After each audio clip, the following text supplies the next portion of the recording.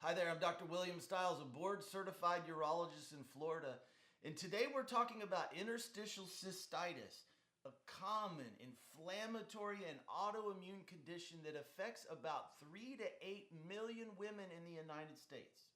So interstitial cystitis, it's also commonly referred to as painful bladder syndrome. And what is that? This is a condition that involves urinary frequency, urinary urgency, often in combination with varying degrees of pelvic pain. Now, this is something that can be difficult to manage. And if you have interstitial cystitis, you know this is a difficult condition to get a handle on and a difficult condition to heal from. Now, there are many reasons why interstitial cystitis is not treated well in the Western world. You know, you see your urologist, you see your urogynecologist, you see these doctors, and in their toolbox, they have pharmaceuticals and surgery. That's what they pull from to fix your interstitial cystitis. Now, in many situations, that's just suboptimal. That's not going to get you healed. It may help your symptoms, but it's not necessarily going to create health within your body. This is where functional medicine comes in and actually using diet and lifestyle, things of that nature that can improve your overall health and allow you to essentially heal from something as significant as interstitial cystitis. So today we're going to talk about the 10 things that may be keeping you stuck with your diagnosis of interstitial cystitis. And number one is not using functional blood work or functional lab work in your assessment. Now, there is a big difference in normal blood work, normal abnormal blood work, and functional blood work. We can do so much better as physicians as far as localizing and identifying issues that may be contributing to your interstitial cystitis. Again, this is something that keeps people stuck when they don't do that deep dive blood work. They don't do that deep dive gut evaluation or urinary evaluation. That is something that can keep them stuck in that diagnosis.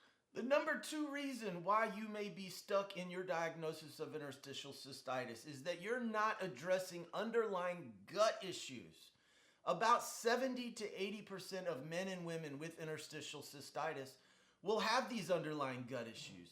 These range from anything from poor digestion, overgrowth or undergrowth of bacteria, which is called dysbiosis, leaky gut, constipation, loose stools. These are all things in addition to inflammation. The gut controls inflammation. And when you do not address inflammation, you're missing one of the main drivers of what keeps interstitial cystitis going in the body. Number three, pharmaceuticals. Pharmaceuticals are great medications. They work for certain things, but you have to be aware of what they can do in the body. Many of the pharmaceuticals that are used for, in particular with interstitial cystitis, things like the anticholinergic group, Ditropan, Detrol, Vesicare, Enablex, all of these different medications, one of the biggest side effects is constipation. And so now with constipation, you're not getting wastes out of the body. Now, wastes in the body is one of the drivers that keeps interstitial cystitis going. Again, we want your wastes coming out. So anything that causes constipation, we want to try to avoid. Number four thing that may be keeping you stuck is not addressing your lymphatics. The lymphatic system is so important. There's more lymph fluid than blood fluid in the body. And so the purpose of the lymph is to deliver nutrients and also remove wastes. And in interstitial cystitis, there's often a block of these lymphatics that do not allow your body to heal. So there are many things that you can do to improve your lymphatics. Heat, exercise, stretching, even some supplemental medications can help with the lymphatics, allowing them to open and drain and allow your body to heal.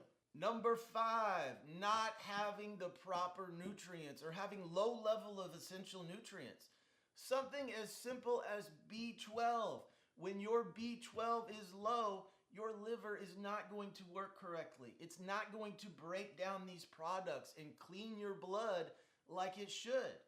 B12 is also important in degrading histamines. So if you're deficient in that one vitamin, again, that is something that can continue the interstitial cystitis picture.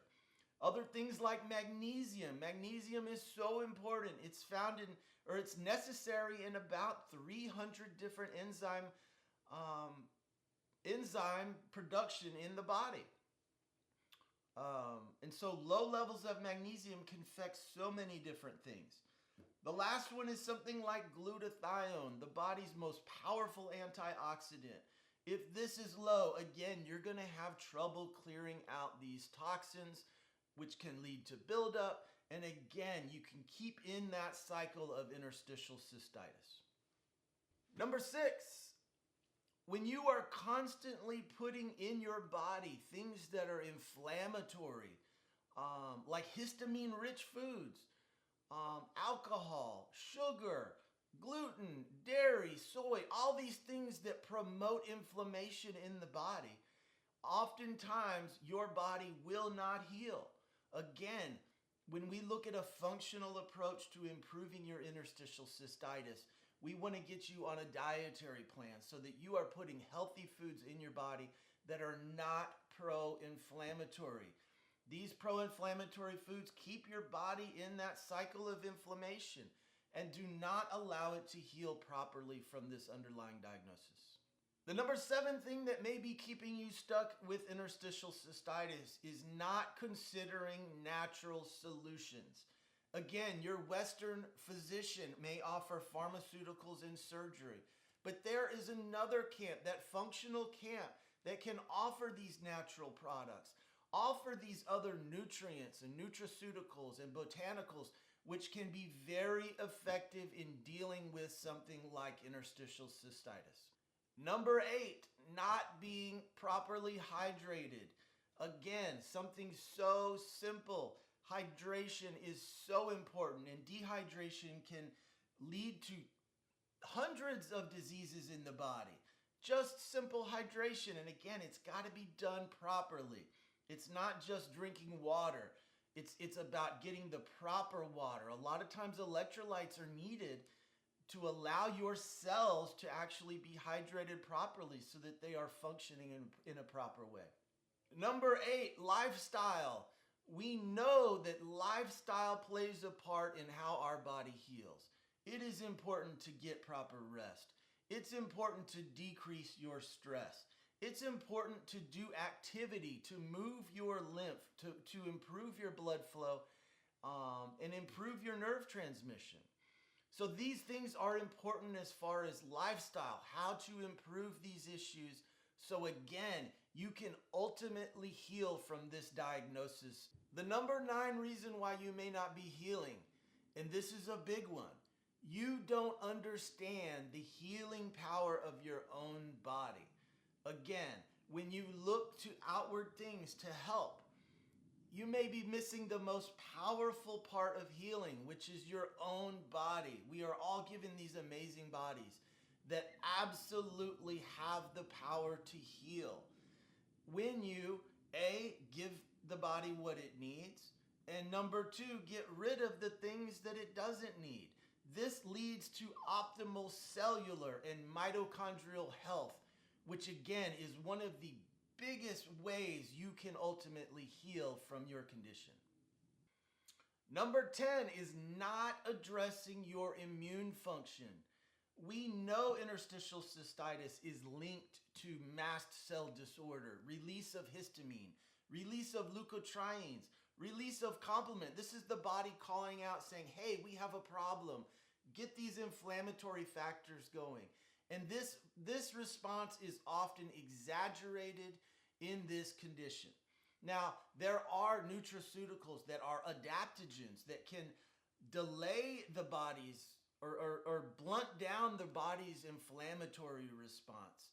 And again, this is something that can allow your body to heal when something like this is employed in the treatment plan. If you like what you've heard, please like and subscribe to this channel for the latest in interstitial cystitis content and urological health content.